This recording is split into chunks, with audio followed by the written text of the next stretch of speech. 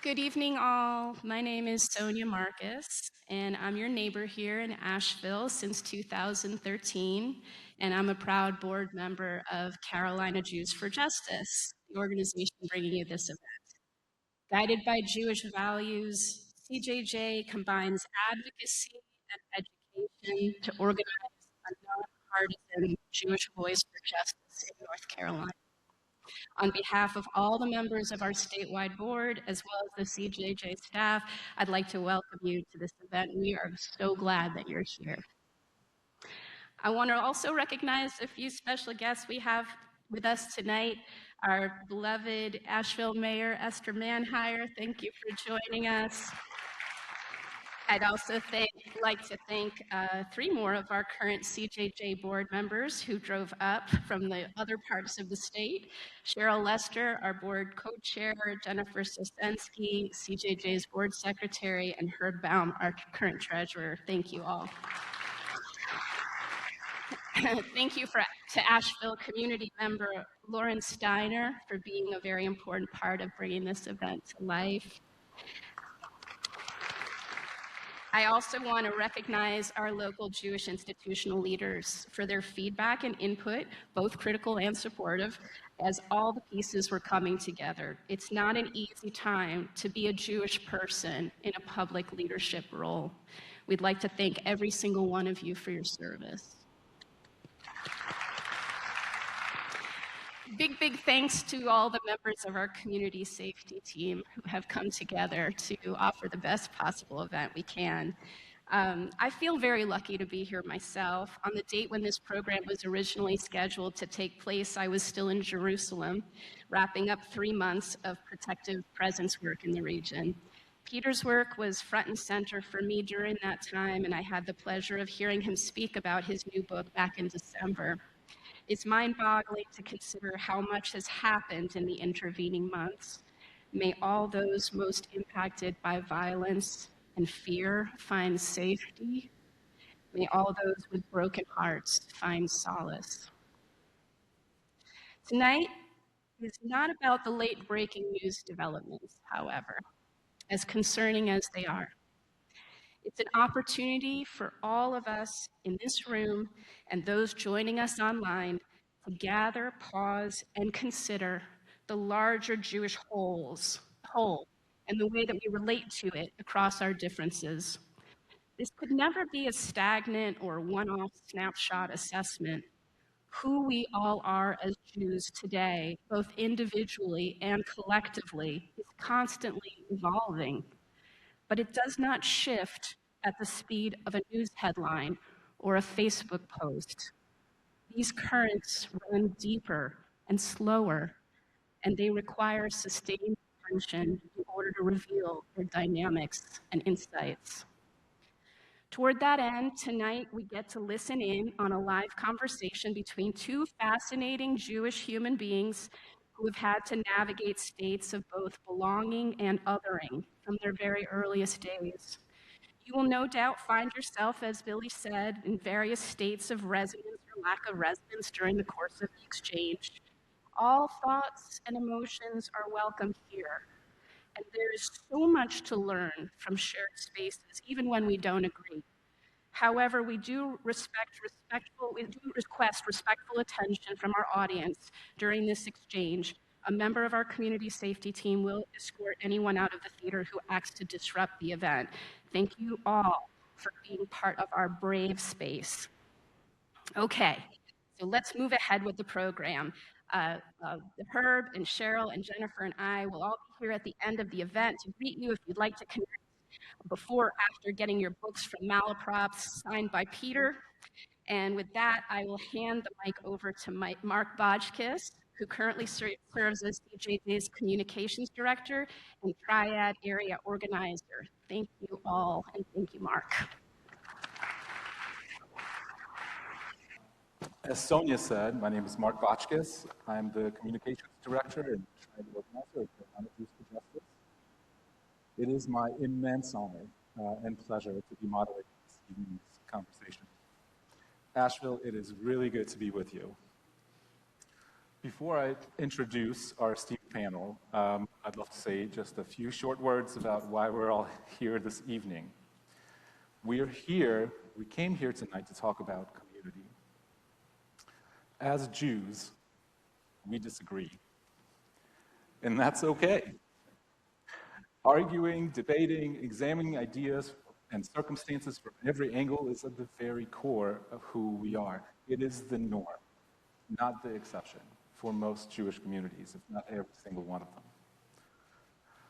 That being said, something does feel different about this current moment. We are roughly 2.5 years removed from the demoralizing Hamas attack on October 7th, 2023. We are 2.5 years into a brutal response in Gaza by Israel. We are a little more than a year into the second Trump administration. We're 1.5 weeks into the latest war in Iran, which has quickly spread into a burning regional conflict. Friends, it's hard to find the words to describe all that is happening. And because of that, I think our ability to talk to one another productively and with empathy is maybe eroding a bit. And I think it's been happening for quite a while. There are times where we're struggling to come together at the dinner table, at the Seder table, at the Thanksgiving table. We are struggling as families, as congregations, and as entire communities. But we have been here before as a people. What tonight is about is relocating our ability to hold multiple truths and differing perspectives. Tonight is about finding our way back to each other. We are here to reopen the conversations we are turning away from. And to help us do that, we have tonight with us Peter Beinart and Rabbi Sandra Lawson.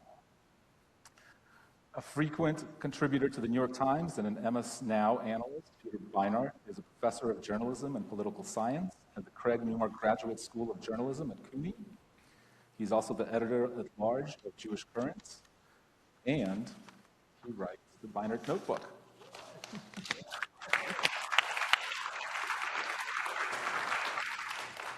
QR codes for Beinert's Notebook are outside, so I hope you guys use those to sign up.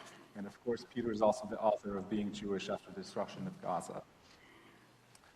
Rabbi Sandra Lawson is a nationally recognized leader, visionary strategist, and community builder working at the intersection of Judaism, justice, and community transformation.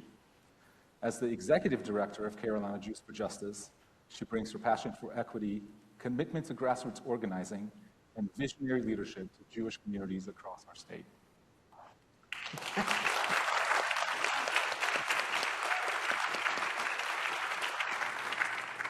She's also my colleague, and I get bonus points for that. One is an expert in news analysis with a national and international focus. The other is an expert in Jewish thought, specifically here in North Carolina and elsewhere, and representatives trained in having difficult conversations. So, without further ado, let's welcome Peter and Sandra with a warm round of applause as well.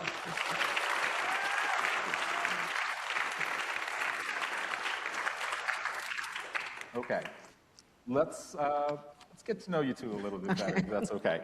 I'm going to ask an individual or unique question, a version of this question of what does it mean to be an American Jew in this particular moment in time in human history? Peter, if it's okay, I'll start with you.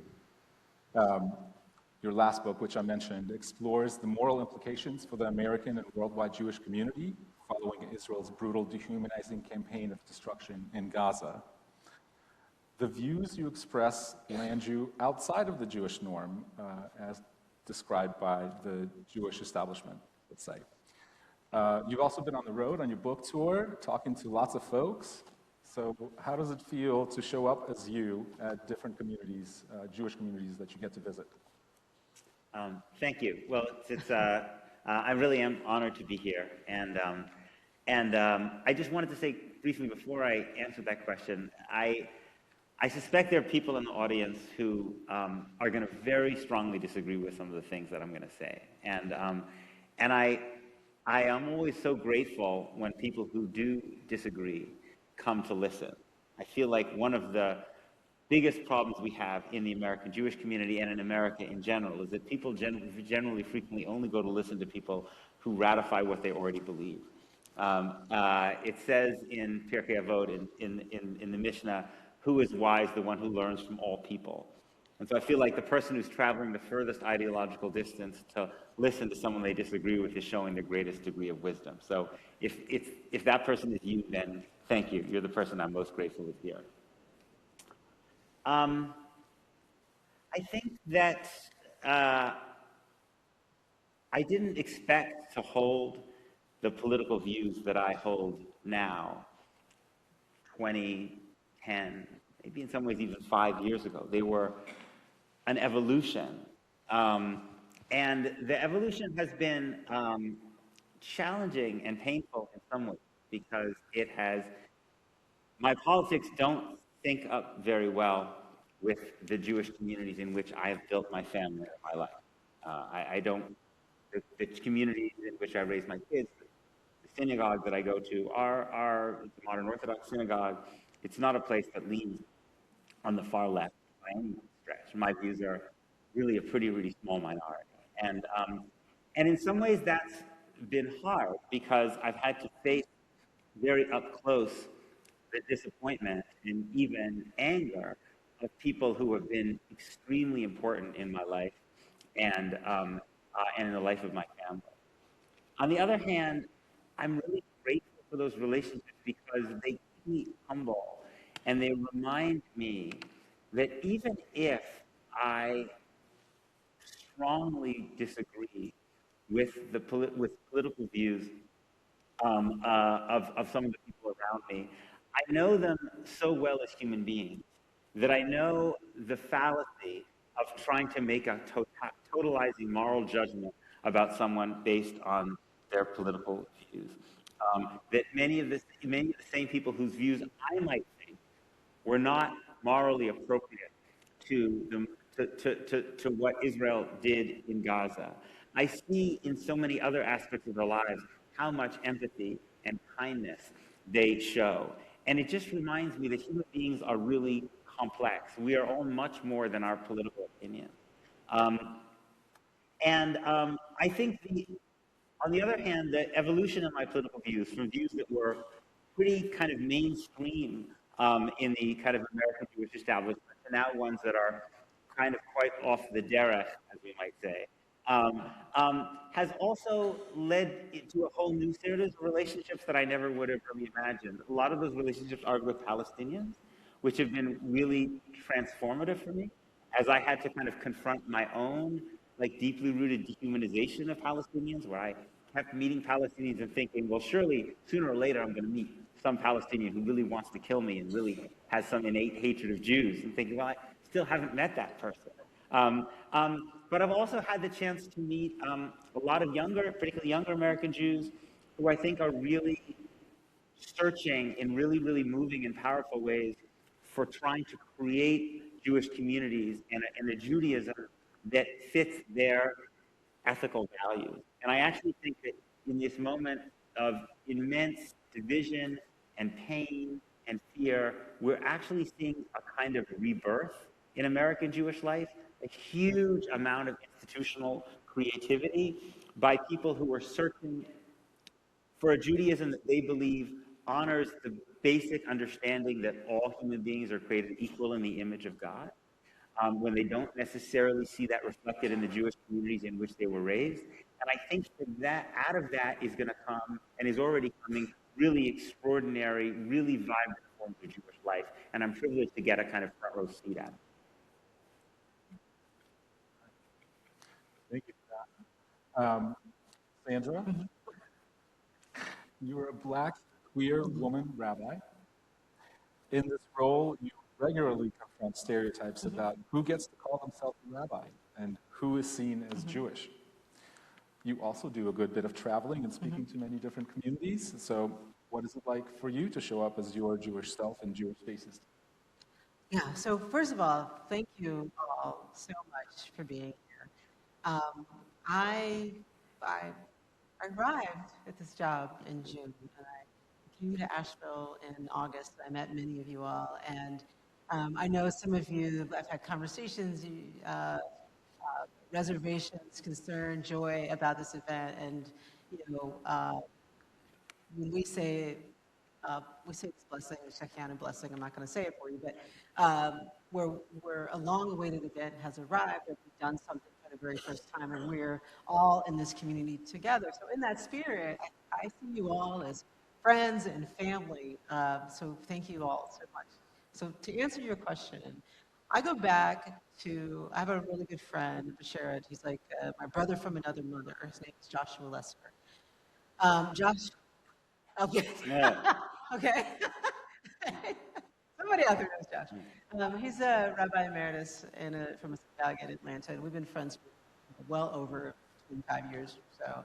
And we met in this interesting kind of way. I was his personal trainer. And um, um, and one day we kept inviting me to his synagogue, and I was like, I don't know. I was raised in a very non-religious household. And so one day I took him up on it, and it happened to be we're having a Hanukkah celebration. And what I'll say about that night that I went, it was probably the first religious community I had ever been in where people were showing up as themselves. So it was. So I'm an introvert, so the person who invited me was busy, so I had to figure out how to navigate that space.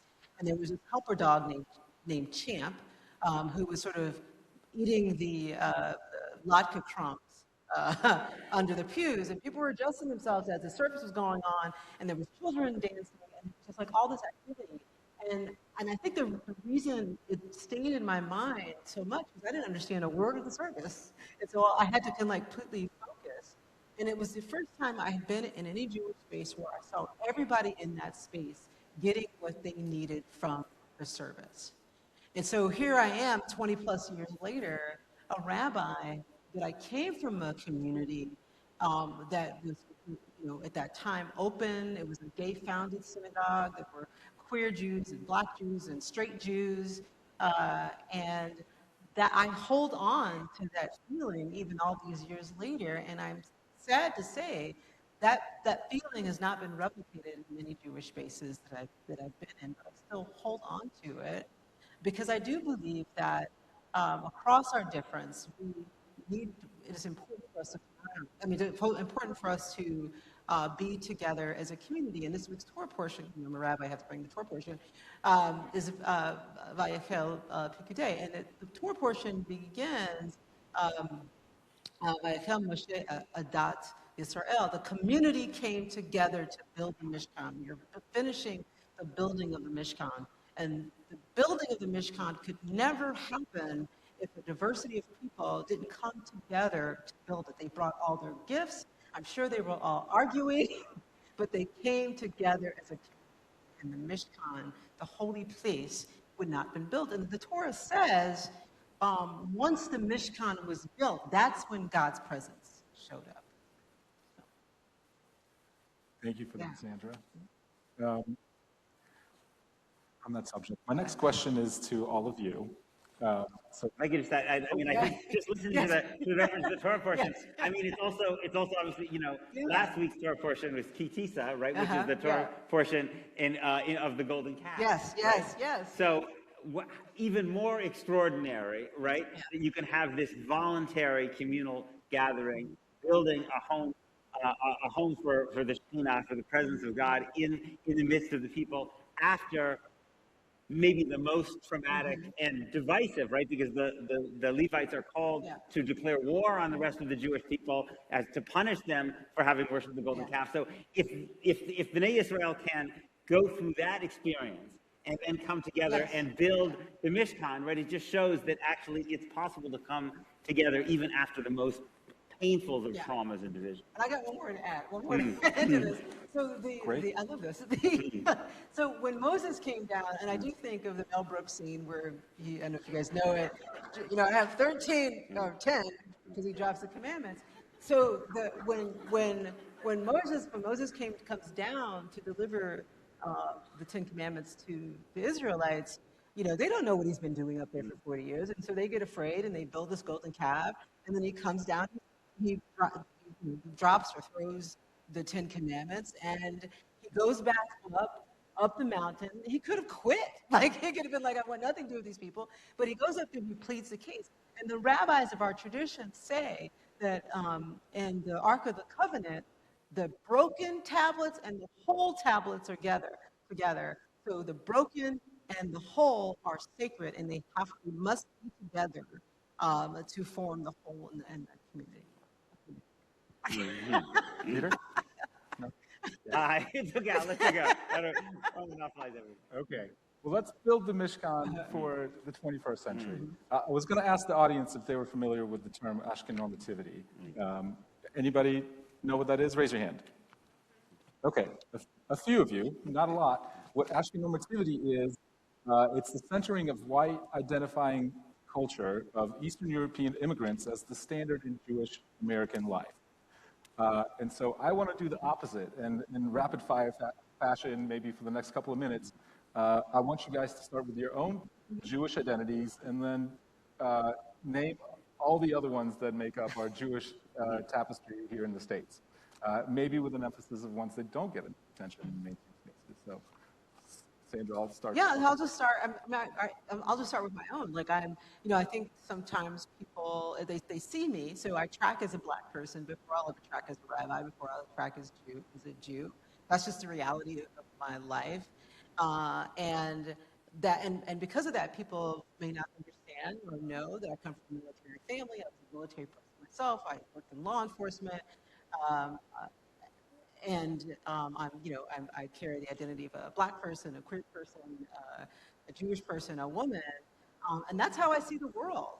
I can't like separate them out, and we all have variety of identities, and there's also a lot of Jews, or Mizrahi Jews who came from Northern Africa. We have, as Mark said, Ashkenazi Jews that immigrated here from Eastern Europe. And then we also have Sephardic Jews who immigrated here from Spain. There's like a whole tapestry of Jews that we often don't think of that make up the Jewish people. Yeah, I mean, it's funny, my experience in some ways is really different. I mean, given the way I present, I walk into, your average synagogue. I mean, even places where sometimes I feel like if they knew my political views, they knew what, I'd written, I might be unpopular, but if they don't know that, I walk in and I just blend right in, particularly in the Orthodox community.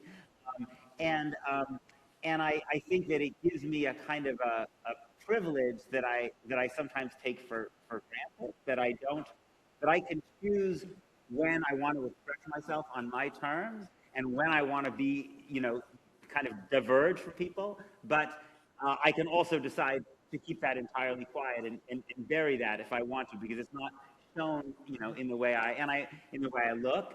And I have noticed over the years as I've been writing that I often find people react much more harshly to people who look more like Sandra than who look like me, even when we're saying the same things, because I don't come across in the way I present as threatening, And so I try to think, and I think it also plays out not only in Jewish spaces, but I've noticed that it plays out vis-a-vis Jews and Palestinians too.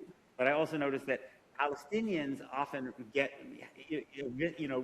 they receive a much harsher reaction, oftentimes when they're saying things that are the same things that I would say, that it's easier oftentimes for people to put someone like me out there to say these things, right, than a Palestinian or a Black person or many other people who have maybe a more threatening identity. So I kind of carry that around. I wish I could say I thought about it all the time. I often don't. I often just kind of keep it in my pocket and take it for granted. I take it for granted that I go into synagogues where women don't have the same roles that men have. But I try to challenge myself to remember that and to try to think about, if I have this unearned privilege, what am I doing with it? Am I doing something with it that might hopefully create a little more space for other people? All right, thank you. We did some of that more, but thank you for that. Last personal style question about Jewish community. So I'd love for you guys to share a time you felt especially embraced, held, or accepted by the Jewish community, And then give me the other. Describe a time where you felt pushed out, or out in the cold. Um, Sandra, we started with you last time. Peter, I'll put you on the spot. I mean, I think that, when I think about the community in which I live, the shul that I have been part of for, more than a decade, and then the shul before that, places where my political views are not in the mainstream at all. I think the first thing that I think about was, when we had kids, and then these people just started showing up with food day after day after day. I sometimes joke with people that, like, in that circumstance, given how overwhelmed and frazzled, I probably would have signed up to almost any political ideology if it came with basically people just showing up and bringing food for every single meal. It was just, there was a kind of a, and then again when my father died, and I needed the minion every day, multiple times a day. I needed it during COVID. It was challenging, and people made it work, and there was a sense of commitment and solidarity, and the thickness of intercommunal bonds that was very, very, very powerful to me at times when I really needed that. I would say, to me, one of the things that I really struggle with is the way in which sometimes the very beauty of that inward-looking sense of care and sense of solidarity within the group can also coincide. The flip side of it can be, I think, a lack of sense of obligation for people who are outside of the group. Sometimes I worry that, like, the tighter the bonds of the group loyalty, the more it means that people don't actually take responsibility outside for people who don't look like them. And I would say, for me, so the most painful things I think were, and this is actually kind of the germ of what led me to write my book, was in the Jewish spaces that I was part of after October 7th. There was this incredibly powerful mourning process of the Israelis who had been killed and who had been taken captive. And I felt like especially people were very intent to make sure that people did not just see these people as names and numbers, but that we were always told the story. Every day, every Shabbat, there was someone would read a paragraph or two about one of the people who was in captivity, and people were coming, relatives were coming, and I felt like there was this very powerful humanization, so that we would have a sense of the magnitude of what had been lost when 1,200 Israelis were killed and 200 odd Israelis were taken captive. And then, week after week after week, when there was no reckoning at all with the Palestinians who were being killed, and even when there was some fleeting reference, I never ever heard in a mainstream Jewish space that I was part of the name of a Palestinian who had been killed, anything about their story and who they were, something that would humanize them. And I felt like this contrast between the intense humanization of Jews and the lack of any effort to kind of humanize Palestinians, to me, made me feel like an outsider, because it made me feel like the beautiful tension that exists within Judaism between it being a religion with a universal message, right? The first people we encounter in Torah are not Jews, Israelites. They're not proto-Jews or Israelites.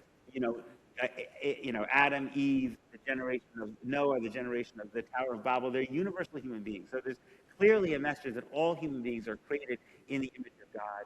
And then we have the Jewish story, which starts with Abraham and the covenant.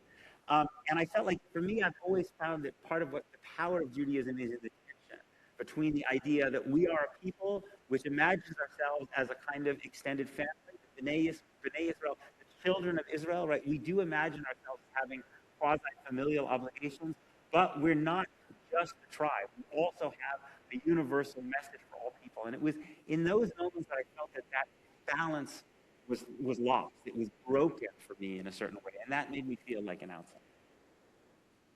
I was gonna tell a different story, but listening to you, I'm almost crying because you don't know why I'm almost crying. But my mother died during COVID, and that was really, really hard. Well, I'm gonna cry. Um, because the whole system had shut down, and I'm not like things that are supposed to work didn't work. For example, my brother and I had decided to to cremate my mother. There was no urns, like we had to wait because the funeral home was backed up, and the funeral director was so amazing, like dealing with us. Um, and I remember when my rabbi, Joshua Lesser, he's like, "Are you going to do shiva?" And I said, "How?" Like I didn't even understand like how to do that. And he said, "We're going to do it. We're going to do it." And I remember I didn't have to do anything. All I had to do was show up at a Zoom. That's all I had to do. And there was like hundreds of people there. And I think that we do death very well. Um, and then for the rest of the year, I would just turn on my phone on Instagram or TikTok, I don't remember which one, and I would say, "I need a minion." And people would always come but from everywhere.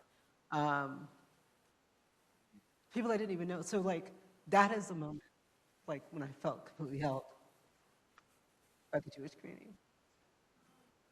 Thank you. Anyway, Need a moment yeah. for that. Yeah. Whew. I had a long transition to the next section. I'm just going to sit for a second.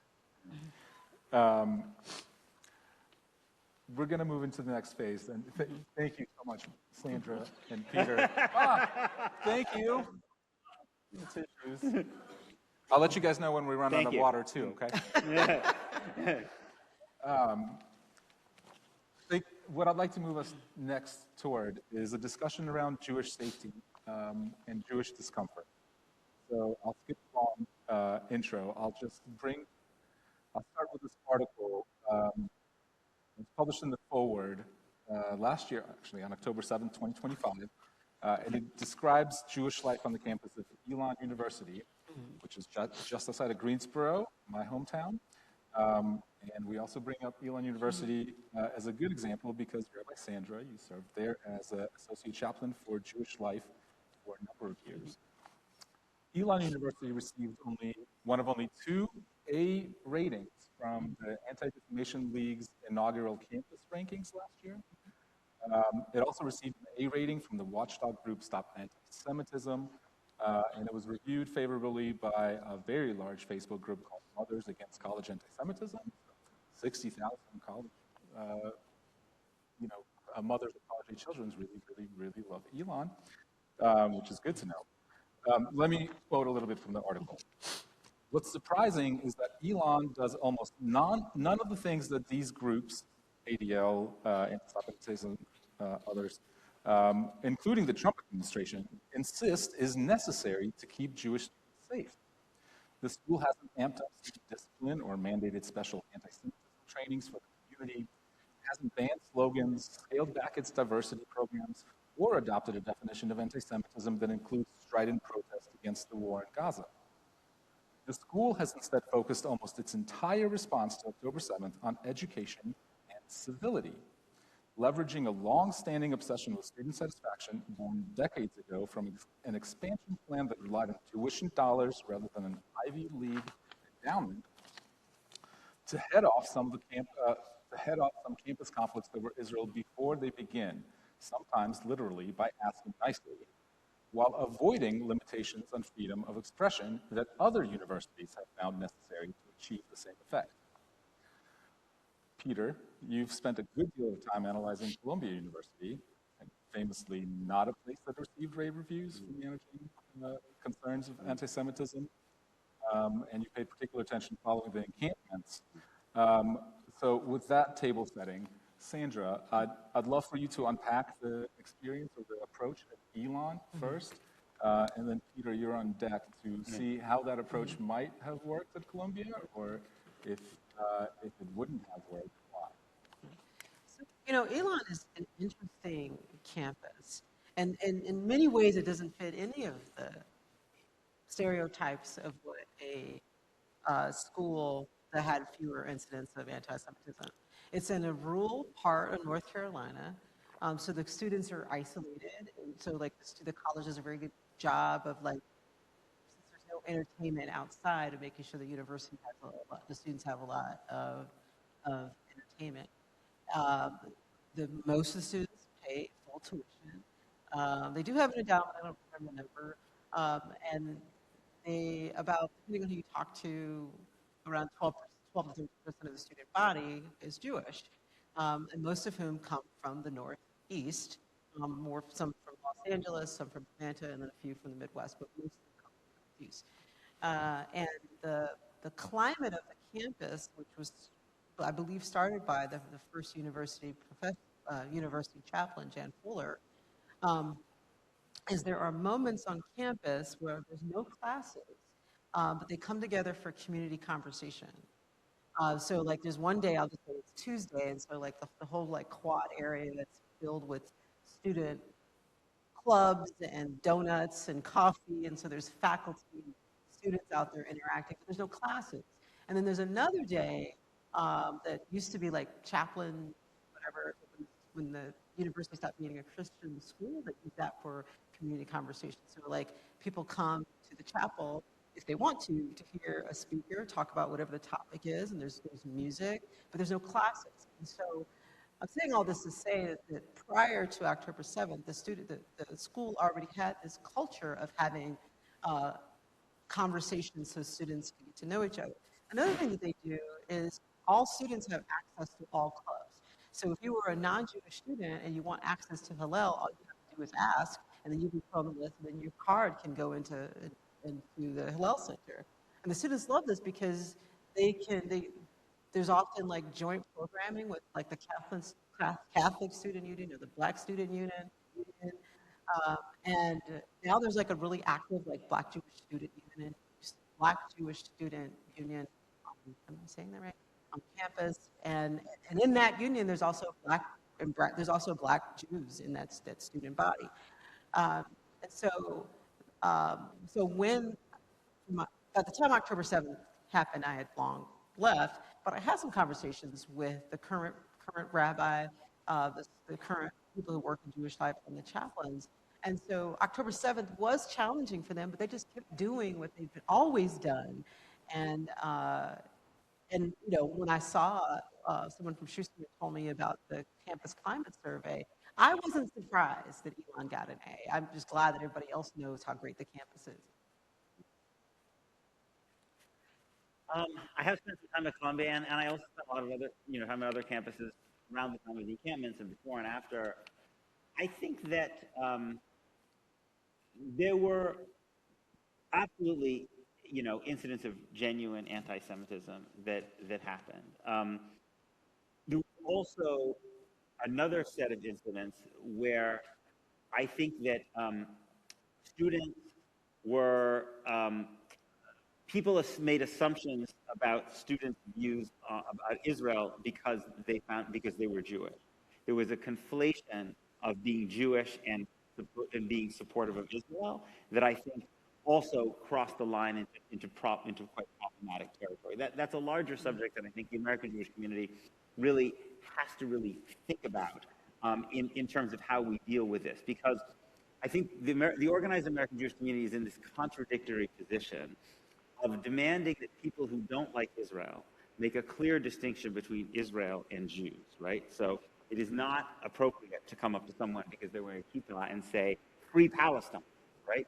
It's not. The fact that they're wearing a kippah has nothing to do with what their views about Palestine are, right? It's not a political statement. It's the same, and yet, that same organized American Jewish community also often says something along the lines of that to be a Zionist, to support Israel, is inherent in being Jewish, right? So the American Jewish establishment often tends to conflate these things, even as they rightly get upset when people who don't like Israel, or don't like Zionism, conflate them. That was another category. But I would say I actually read a lot of the anti-Semitism reports that were done at Columbia and Penn, at Harvard and UCLA. And the single biggest set of incidents that you find, actually, in these reports are basically incidents of social exclusion, in which students who are supportive of Israel basically feel like they're made to feel like they don't belong. They're basically, in various different ways, it's made clear to them that they are very, very unpopular on campus. And I think a lot of the trauma that's actually been experienced by some Jewish students on campus is this whiplash that has happened in progressive spaces over a fairly short period of time, where when their parents went to these universities, you were be proudly pro-Israel, and no one gave you any, no one gave you any trouble for it, right? But now, at a lot of these universities, these more left-leaning universities, to be openly supportive of Israel is like being a Republican. It's like being anti-abortion, right? You are going to find yourself in a small minority, and a lot of people are going to think that your views are immoral. And I think that sense of exclusion was extremely problematic for a lot of students. And I take that, and I think the trauma and a sense of is extremely painful for a lot of students. But I don't think that the correct answer to that was to restrict the free speech rights of students who were involved in pro-Palestinian efforts. Partly, ironically, a lot of the students who ended up getting suspended or even expelled or beaten up by the police in the name of keeping Jewish students safe were also Jewish, right? Because in that generation, there's a very, very wide ideological spectrum. Jewish students in many of these schools were overrepresented in the encampments. I mean, when Columbia suspended the group Jewish Voice for Peace, the Anti-Defamation League put out a tweet thanking Columbia's president for keeping Jewish students safe. But they had just suspended a Jewish organization, right? When the Dartmouth College called in the New Hampshire police to break up the encampment, they ended up zip tying and hurling to the ground and injuring the former head of the Jewish Studies program, right? And the Anti-Defamation League in New England thanked the president of Dartmouth for creating a culture of safety, right? So I think that these were not the right kind of responses to this sense of social exclusion that a lot of Jewish students face. And I think what would have been better is to do something more like Elon did, which is say, we are an educational institution, right? Our job is to introduce people to painful and difficult subjects that may challenge the kinds of things that they grew up with. So if you grew up in a family that had very, very certain kinds of views about abortion and LGBT rights, you will be confronted with ideas that challenge you. And if you're a student who grew up in a very pro-Israel environment, it is correct for the university to give you the opportunity to learn about a Palestinian perspective. And similarly, the students who come to campus from a very, very anti-Zionist background should be given the opportunity and encouraged to try to understand why the majority of Jews in the world very much believe in the importance of the state of Israel and associate it with their safety. And I think that approaching this from as an educational problem, in which you make a clear distinction between the fact that education can bring intellectual challenge and discomfort, and embrace that while also making it clear that students have the right to be physically safe, I feel like that's where Columbia and some other universities went wrong in my view.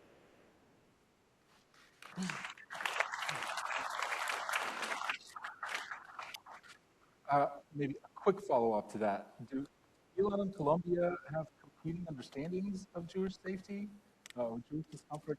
These are such opposite almost policies. So I'm wondering what conclusions we can draw from that difference, or how the situation is approached. I mean, I'll just add, I don't know if they have, I think that a spotlight was put on these Ivy League institutions that was all completely politically based, in my opinion. And I think that contributed to the attention, contributed to their responses. I still have this vivid image of these presidents, all of whom were women, one of them being a black woman, and Congress members like yelling at them.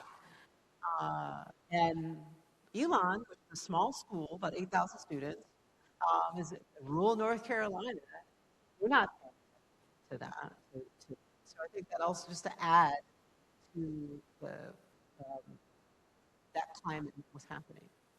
Yeah, I think it's really, really important, the point you're making, that, I mean, there were some Jewish students on these campuses who had a lot of, who really felt failed by the university. That's true. But I don't think that was the majority of Jewish students. I think that a lot, the pressure that these universities came under to, ban groups like Students Just for Palestine, to discipline various professors, to put in very, very draconian kind of rules about protest. I think we're not coming primarily from Jewish students on those campuses at all. They were coming partly from alums, um, uh, uh, who felt like they were partly coming from politicians, and I think that there were a lot of people who had pre-existing reasons to be hostile to these universities, who used this as an excuse to do that, right? So one of the things you noticed was, particularly in that hearing, was often the association of anti-Semitism with diversity, equity, and inclusion, right? And I think, to be honest, some of those people called the universities anti-Semitic because it was easier to say anti-Semitic than what they really wanted to say, which is they felt these universities were anti-white. This became a way for them to push back against a whole series of changes at the universities, in which the universities were, I would say, questioning very deep-seated, fundamental kind of ideas about the virtue of the United States, right? Or the virtue of the traditional family, or things that were extremely uncomfortable for a lot of people. And then you have Donald Trump coming along, right? And for Donald Trump, right? I mean, remember the guy who had dinner with Nick Fuentes, right? It's the guy who said that, who's basically who's trafficked in so many anti-Semitic stereotypes over the course of his career. I think for Donald Trump, the problem with universities was the same problem that was the problem with independent media, with independent law firms, right? Donald Trump, any institutions that weren't under his control were a problem. And universities create dissent against centers of power. And so the Trump administration wanted to try to take control over these universities, just like it wants to take control of the Federal Reserve, and they deployed a number of different justifications for this. But the anti-Semitism justification was a particularly effective one for basically saying, we're going to come in and tell you how to teach and determine basically the rules that exist on your campus. And to me, the fact that I think the vast majority of Jews on those campuses wanted no part of this, right? But the fact that this got a fair amount of support from some major American Jewish organizations, to me, was a tragedy. To see, given how important independent universities have been to the American Jewish story, to our flourishing, and how important they are to liberal democracy, to see groups like the Anti-Defamation League be willing to essentially get in bed with the Trump administration as the Trump administration tries to impose a kind of authoritarian control that limits the independence of universities, to me was really something that was tragic to watch. Yeah. So just to add to that, Sherry Brown, who is a wonderful teacher and has written a lot of pieces on anti-Semitism on the right and the left. I'm trying to remember what organization she runs, and it's lost. But she wrote in a piece years ago, how can you tell when we're in a moment of anti-Semitism? And her response is basically when Jews are being used as a cudgel and a wedge. And so when that hearing that we're talking about, and today watching the Jewish community being used as a wedge in our political discourse, we are in a moment of heightened anti-Semitism.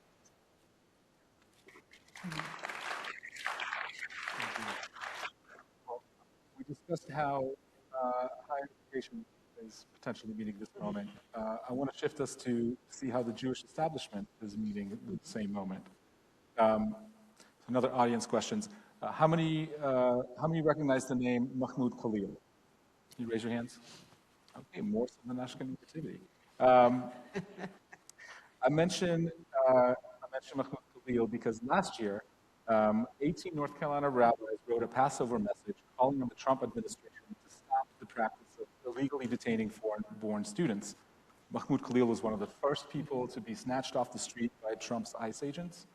Rabbi Lawson was one of the 18 signatories to that letter. That message was published in the Raleigh News and Observer, and a sign-on letter in support of the rabbis received over 200 signatures from clergy statewide. Who did not sign that letter?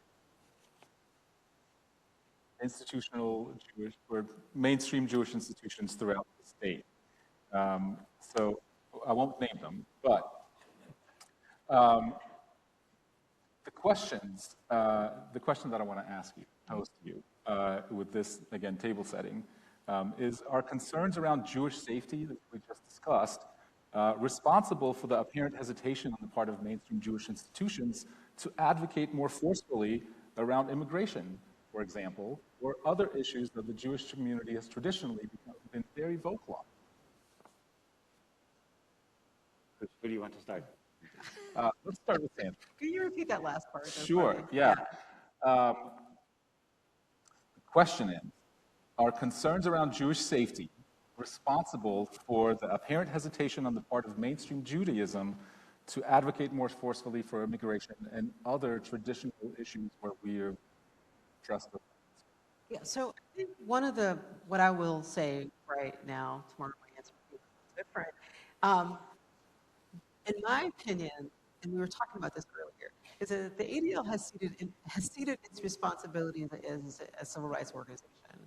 And without the ADL, or without a civil rights organization, we don't have a dedicated Jewish response in the way that we would have had if the ADL hadn't done it. So when I think about Jews speaking, it's like when immigration enforcement descended on our state, y'all showed up, folks showed up because we don't want our neighbors being taken. But there was an absence of a civil rights response. There was no ADL or someone else. There was no ADL saying we must protect immigrants like they would have in the past. Without the ADL, we will lose memory of how to show up in moments like this. We will forget, or if you didn't know, like during the civil rights era, the largest amount of rabbis were arrested in August and Florida, like 16, 17, like one thing says 17, one says 16. But they did that because they listened to the ADL, Heschel, and King.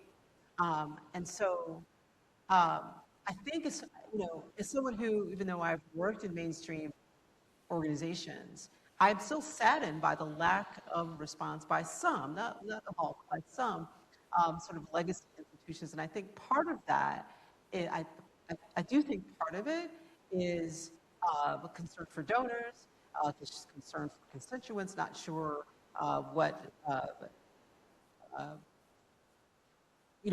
constituents might say. And also, there is some racism attached to that. I still hear people will ask me or say things to me believing that Black people are somehow more anti-Semitic than white folks. That is a real thing. That's a real question I get on a regular basis. And I think that there's also the idea, but some in the Jewish community feel like, well, they have abandoned us, so we must isolate and we must take care of ourselves. But history has continued to show us that for us to survive, or for us to be safe, safety means we have to be in relationship with other people. And we have, like, our liberation is found up with other people. And we can't do this stuff by ourselves.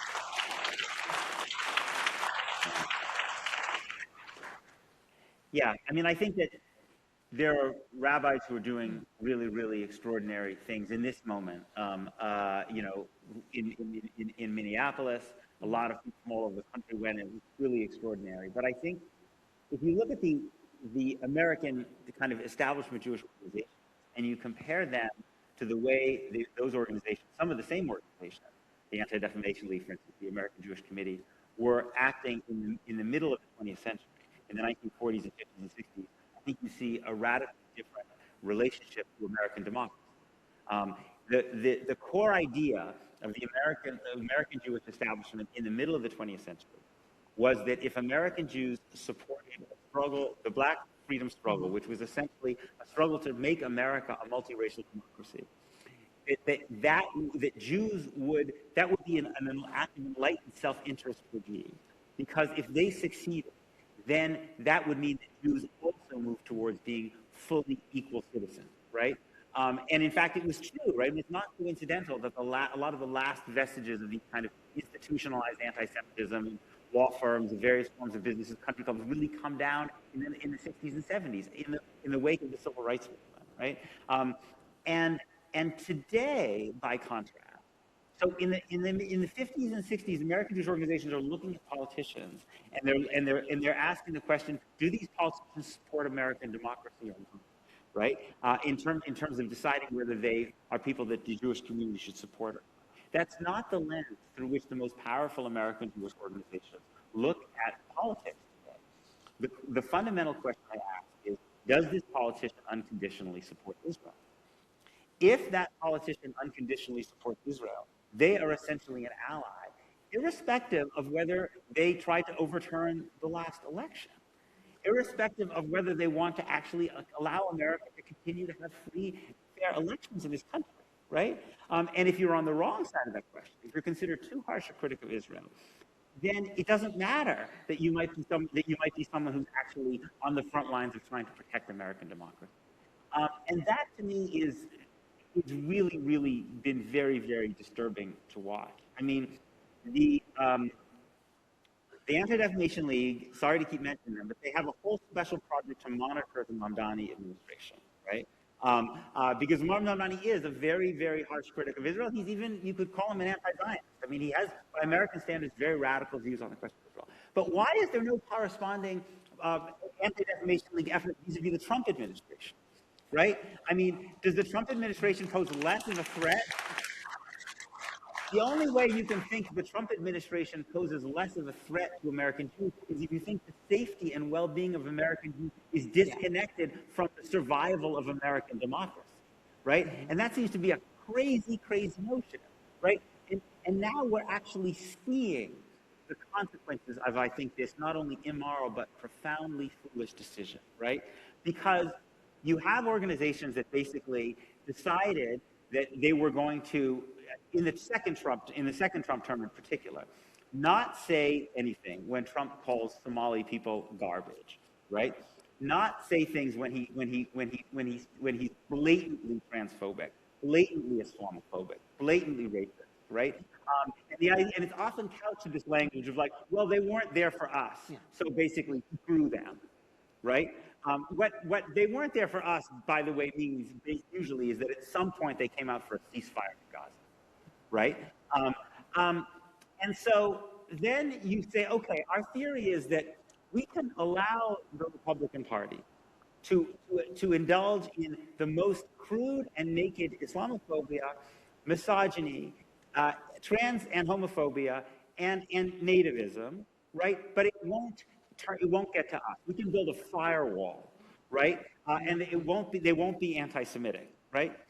And what we have seen, particularly in the last year, is the Republican Party under Trump has bust completely through that firewall, which was eminently predictable, right? We know that these bigotries travel together, and they say it openly. If you listen to Nick Fuentes, right, who's one of the most powerful figures on the American right today, right?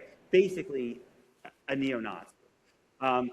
What Fuentes said explicitly is, wait a second.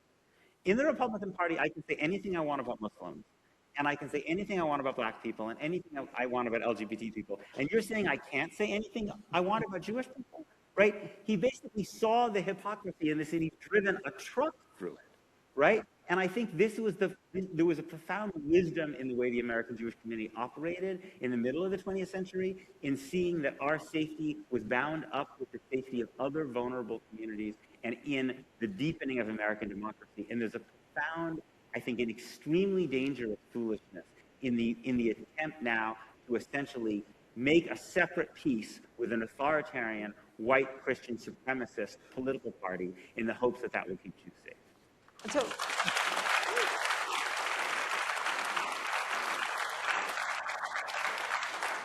I want to just add, not take away from anything you just said, but I'm just going to add. I think another piece of the puzzle, and particularly when you look at Jews in the early and middle part of the 20th century, when those folks came here, either where the memory of the Holocaust, of escaping Nazism, and the memory of the Holocaust is alive and well, and they come here, and it's blatantly obvious to those folks how black people are being treated. And the further we move away from the memory of the Holocaust and the need for Jews during that time period to assimilate. So Jews were living in urban areas, Jews were living in proximity to other immigrant folks and also in proximity to black folks. And then assimilation, moving further out into the suburbs and assimilating into white youth culture. I think that also adds to what Peter was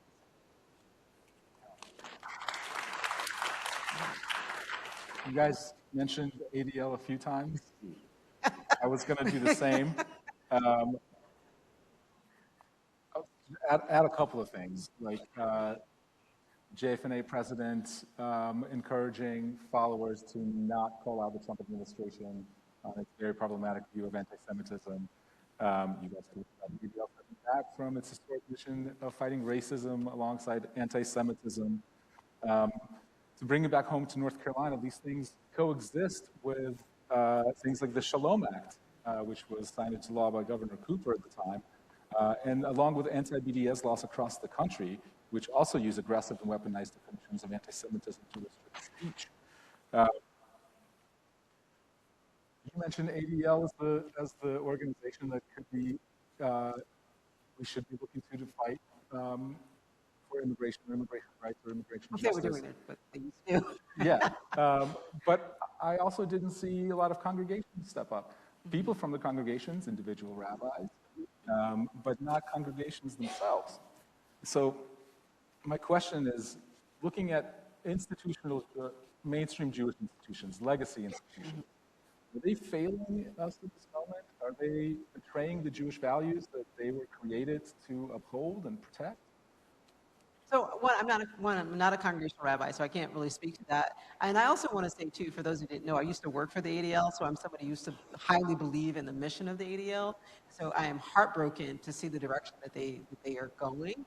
And also, I think part of the challenge of what we're seeing in congregation also goes back to what I was saying before, when many synagogues now are in the suburbs and not touched or not witnessing some of the things that are happening in urban areas. And I think there's also,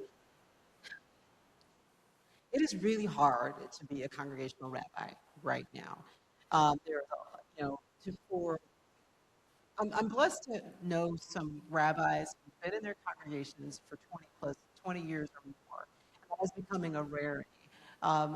There are sometimes, I think, ridiculous litmus tests put on rabbis. And rabbis, you're talking about a human being that has their own values, holding a container of a community that might be 200 or 300 families, and navigating that, staying true to their values, and also getting a lot of push from congregants and from board members, and also they're also trying to hold on to their job. And I'm not trying to make excuses; I'm just trying to create a broader picture of people. And so there's a lot of stress that was put on rabbis before October 7th, and I think that has made it even more difficult for rabbis right now. Whether or not those rabbis are failing, I'm a little uncomfortable with that, because I think there's a lot going on, and I want to, as a rabbi, I think that all rabbis who are congregational rabbis, many of them are doing the best that they can, and often that means sometimes disappointing many people on the spectrum of politics. I mean, I would just add that I think one of the things that has changed in American Jewish life over the last half century is something which has changed in the United States over the half century, which is that the United States has become a radically more unequal society, right? That such a vastly, extremely disproportionate amount of the wealth that's been created in the United States over the last 50 years has gone to a very, very small number of people. And I think that really has huge implications for the way institutions run. I mean, I've joked with rabbis more than once about basically saying the idea of talking about what would happen if they said in public some of the things they believe in private about how Israel is treating Palestinians. And I've heard, and they'll say, well, people would leave. And I remember in one conversation, they said, yeah, but would some people come too? Because there are other people who actually, and then this person kind of smiled and he said, yeah, but they would be a different kind of person who was coming, right? Basically, like the people who will leave are people who are more likely to be the people who write big checks, I think that as American Jew, as America has become more and more oligarchic, I think more and more American Jewish institutions have been captured by small numbers of very, very large donors. And not all, of those large donors lean to the right. There's ideological diversity. But if you're thinking about the kind of people who are most naturally likely to be thinking about questions of social justice, billionaires are less likely to think in those terms, right?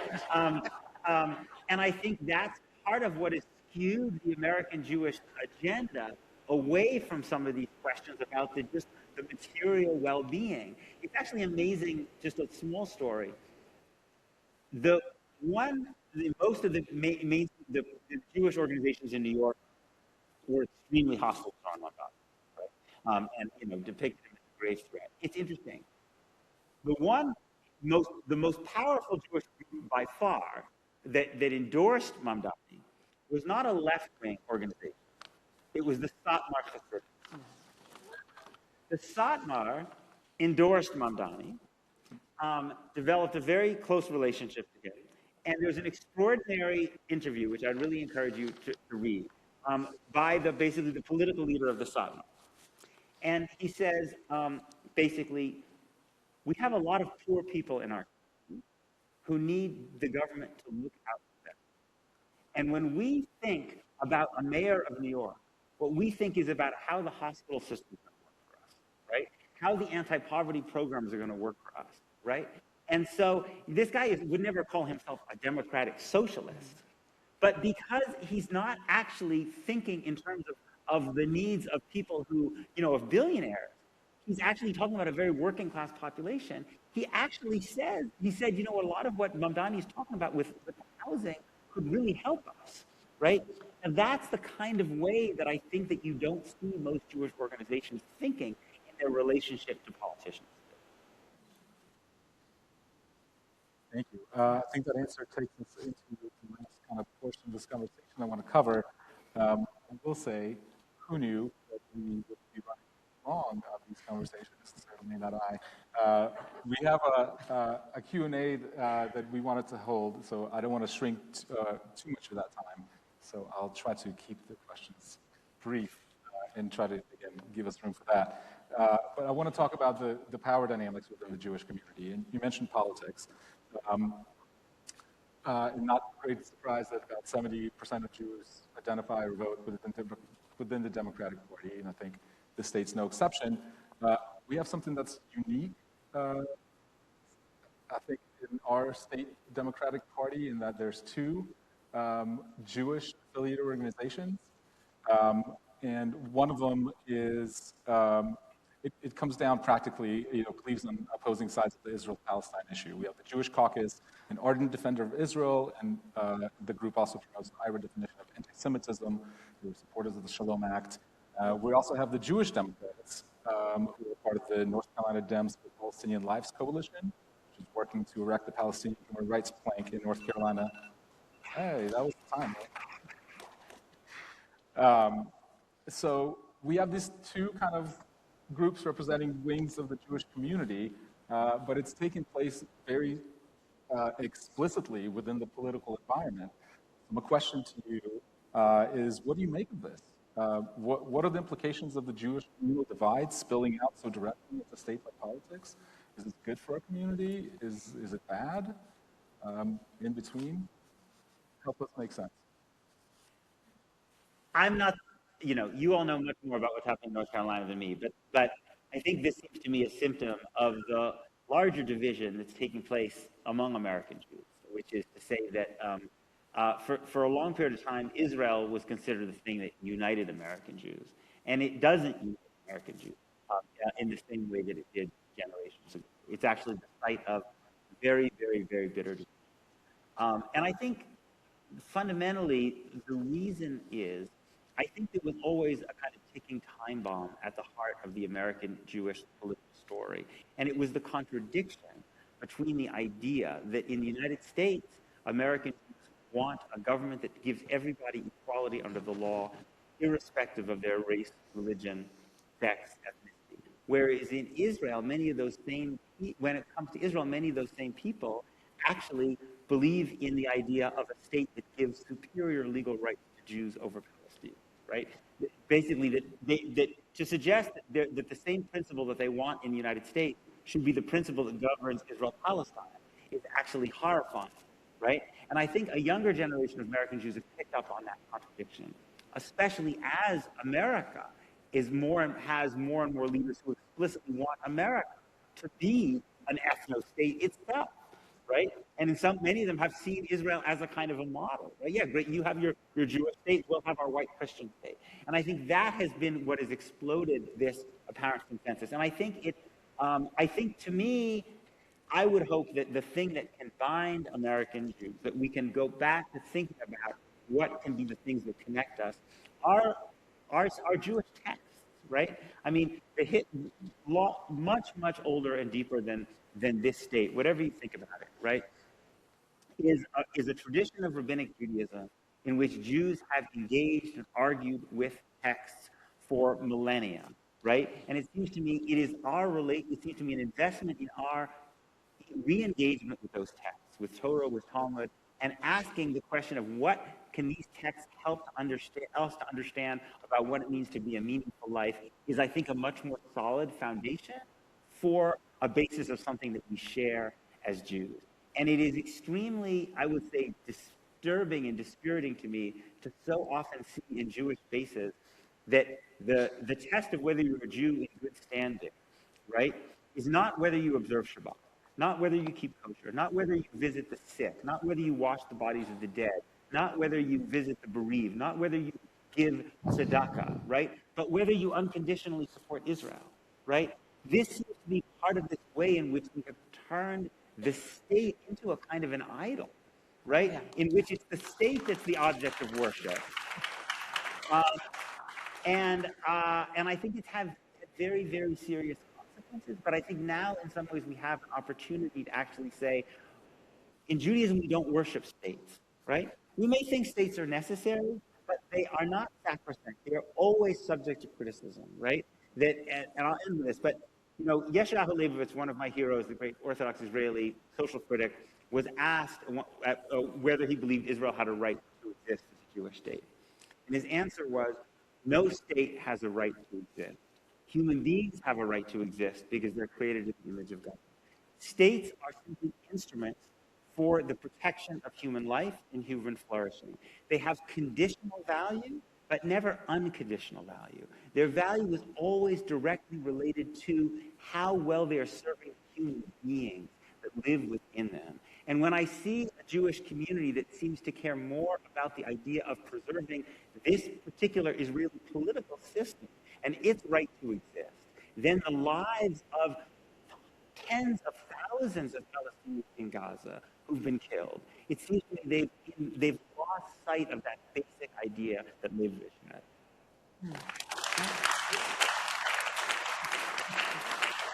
Seems like you took us back to last week's tour portion a little bit with the golden path. But thank you for bringing us back there, because my last question is going to be to you, Sandra.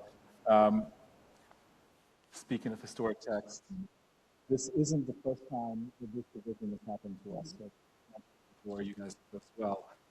It's happened several times throughout our history. Give us some rabbinic wisdom. How have we gotten out of this jam before? You know, what's interesting is, you know, yeah, the two things come to mind when I hear that question. I think about something people don't realize how much tension exists in the Jewish community around interfaith marriage. Like, that was a huge tension point. But, you know, from our text, from our tradition, you know, we like to tell folks, rabbis like to tell folks, you know, well, after the Second Temple was destroyed, we stopped being a sacrificial tradition, and Rabbinic Judaism was born. That's the story we tell. And it was actually way more complicated than that. The Second Temple was destroyed, and people were like, what are we supposed to do? There were some people that were, I'm just going to sit here and wait for the Third Temple. There were some people that were running around talking about, let's create a new version called Rabbinic Judaism. And there was other people who were like, I'm not going to subscribe to Rabbinic Judaism. And those different fractions some of those like ancestors of those people are still around, but there was infighting, and and eventually the stream that we follow today became Rabbinic Judaism. And there have been multiple points in our history where there have been tension points, and we have somehow managed to get through them. But we get through them by staying together, and you can't get through difficult conversations if you don't have conversations and if you stay in your little shuttle and just stick with people who think like you. In order for us to grow as let me back up a minute. Depending on which study you look at, we are 2% or less of the American population. We can't afford to uh, continue to fight and separate and to not uh, get along with each other or not be in community. We can be in community through difference. We can be in community and we can pray and we can still have our differences but stay together. But today, sadly, there are some people that might say, well, you are critical of the state of Israel, so therefore you're not a good Jew. And also, I've seen other communities right now that are saying, well, if you're not critical of Israel, you can't be in this community. And I do think communities have gates that they might need, but they should be true and honest about what that is. But we are a Jewish people. We've always been a Jewish people, going back to different part to our ports and Bo. It says we left as a mixed multitude of people. We left with our poor people, our old people, our young people. A friend of mine, a rabbi, says, well, Rabbi, what about the Israelites that stayed in Mitzrayim? I was like, we never talk about that. I was like, oh, I hadn't thought about that. Yes, if some Israelites came, if some Egyptians came with us, it also means is some Israelites chose power over staying in community. And so, one of the things that I hope as we're winding this up, um, that we learn from this is the importance of being in dialogue, the importance of being in conversation. That's how we grow. It might be uncomfortable, but when I tell people when we are in difficult conversations, stay in it. Trust me, it will get better.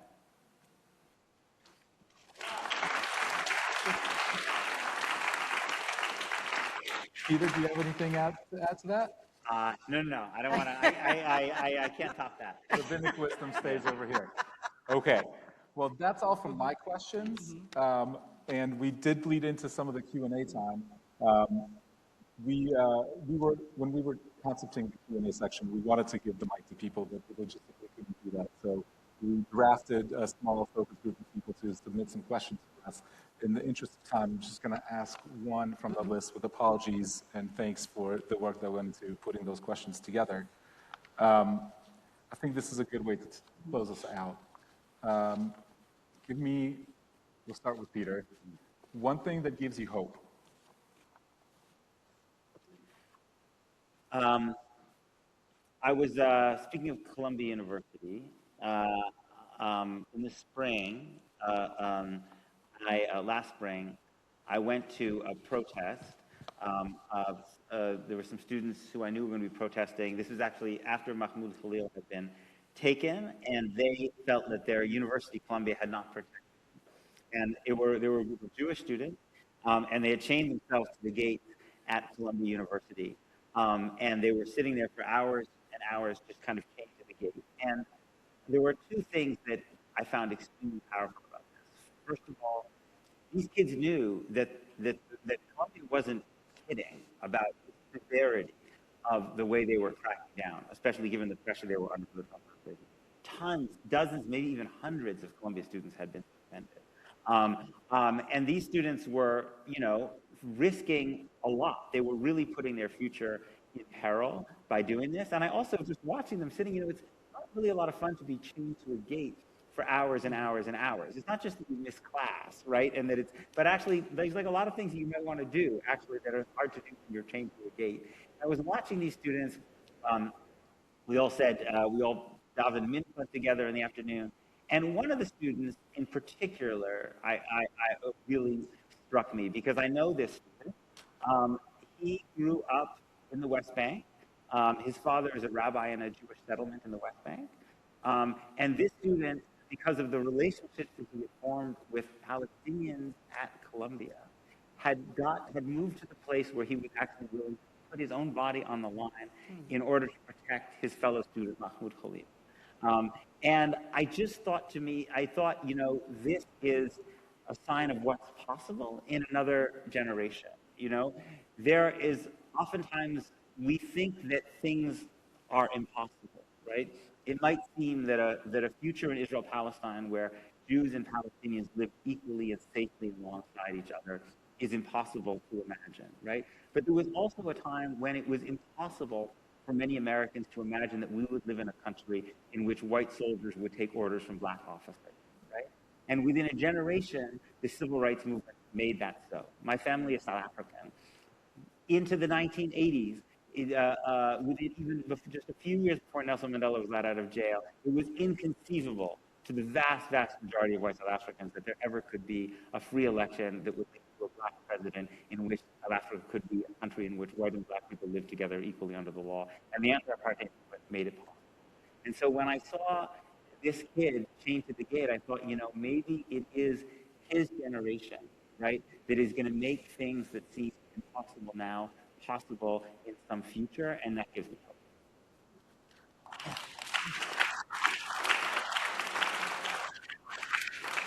So, there have been a few demographic studies, almost like democracy, demographic studies of the Jewish people in the United States. And one thing they say a lot of things, and they paint pictures of who we are. But one thing that I've taken away from like the Pew study in 2013 and the Pew study in 2020, another study that's done by Brandeis, and the JCOI study behind the count, is that it consistently shows that Jews under a certain age, what that age is, are very excited and proud to be Jewish. They're excited to be Jewish. They want to be part of the Jewish community. The young folks that we organize with, where I live in the Triangle, they're like, just tell us what to do and what to organize. We just want to hang out together afterwards and have pizza. They want to. And they see organizing as part of their expression of Jewish values. I'm saying this because there's a lot of like rhetoric about younger folks and them not liking their Jewishness or not being excited to be Jewish, but the studies keep showing that they are excited to be Jewish and damn proud to be Jewish. They just express their Judaism in different ways than their parents or grandparents. And last week, I gave a talk at Davidson College in Charlotte. And those students were so excited to talk to me, so excited to talk about their Judaism, so excited for me to learn how excited they are about their Jewishness. And I think this is what gives me hope for all of the other folks that keep saying things like, Judaism is dying, the young folks don't care. But they do. We all just have to listen to them. Yeah. Thank you. Yeah. One more round of applause for Yeah. Sandra and Peter. And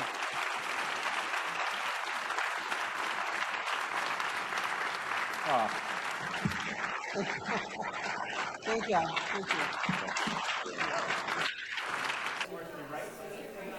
Toward the end of the event, Peter was sharing how historically in the U.S., when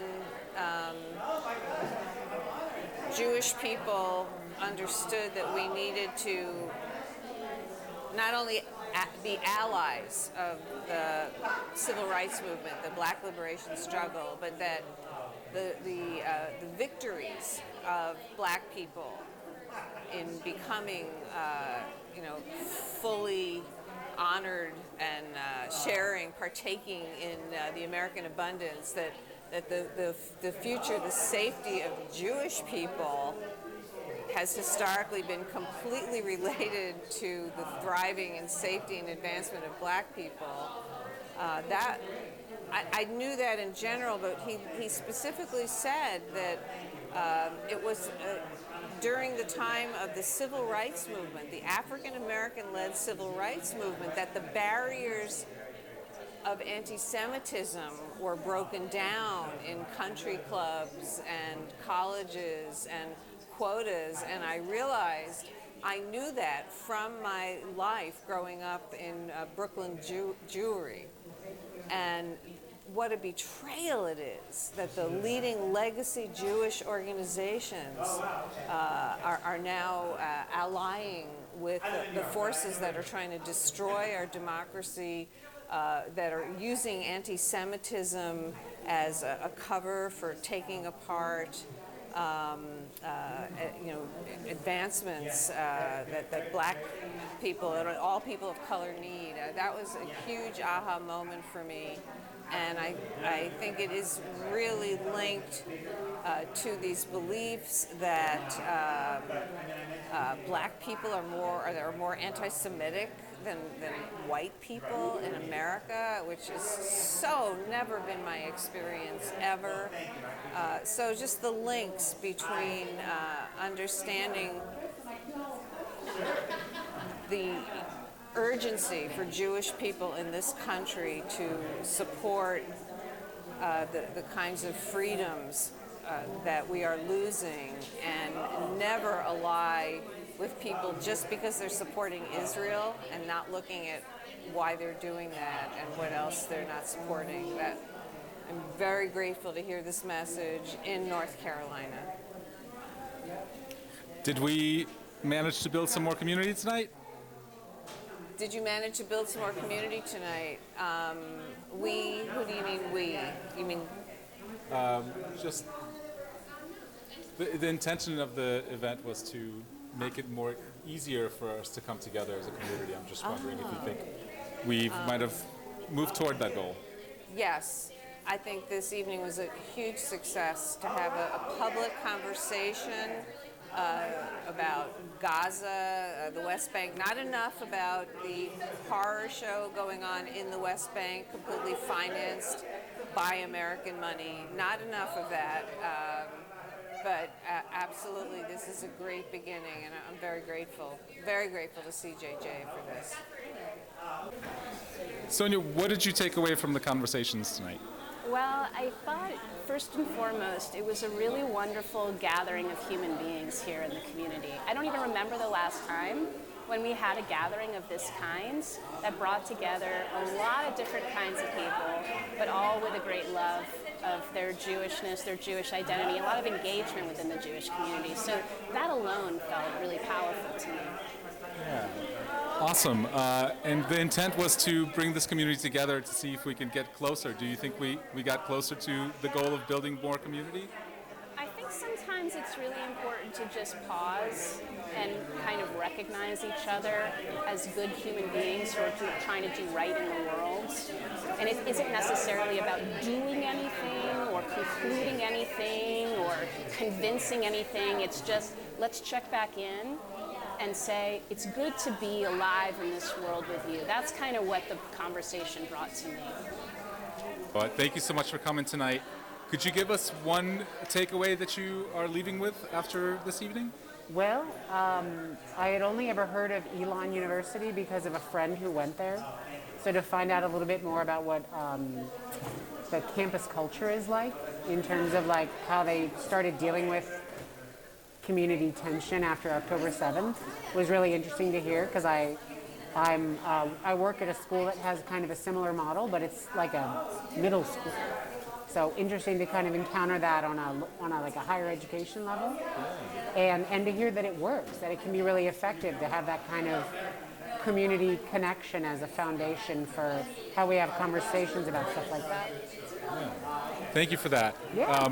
One of the goals for tonight was to see if we can build our community or regather it and make it stronger. Mm-hmm. Do you think we got closer to that goal tonight? Yeah, I think so. I think that if people can sit in a room and hear things that are maybe difficult to hear, and then nothing explodes, nothing goes horribly awry, then maybe we can continue that a little bit. And, I think it does build some momentum towards it. Yeah. Awesome. Thank you so much for being here. Sure. Thanks so much. Yes, my name is Alexa Duncan. Thank you, Alexa. Could you tell me one takeaway that you're leaving with tonight? Yeah, I feel, I mean, maybe more than a takeaway specifically, I feel like this is such an important and necessary community conversation that we need to have, and I really hope that this serves as a model for us to be able to continue those like really difficult, tough conversations and stay together as a community and support each other through tough times for everybody. Yeah.